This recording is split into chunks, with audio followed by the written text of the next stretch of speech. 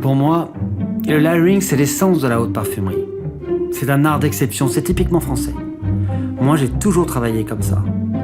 Vous savez, la plus belle des récompenses pour un parfumeur, c'est de créer un parfum qui peut à la fois exister par lui-même, magnifique, et qui, lorsqu'il est superposé à un autre, a la rare capacité d'adopter une toute autre personnalité. Et ça, c'est magique.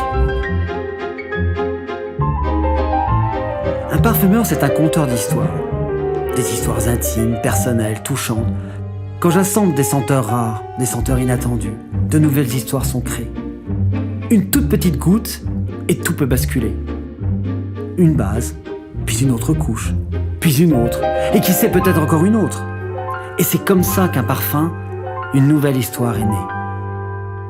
Mais le layering, ce n'est pas simplement superposer des parfums, c'est refuser que l'expression du soi se limite à une seule dimension.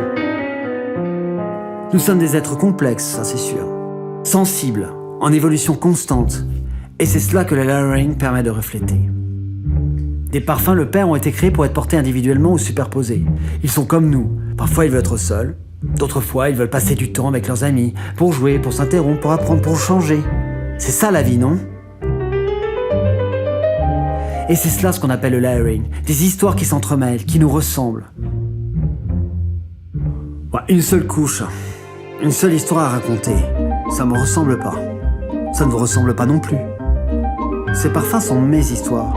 Quand vous les assemblerez, vous verrez, elles deviendront les vôtres.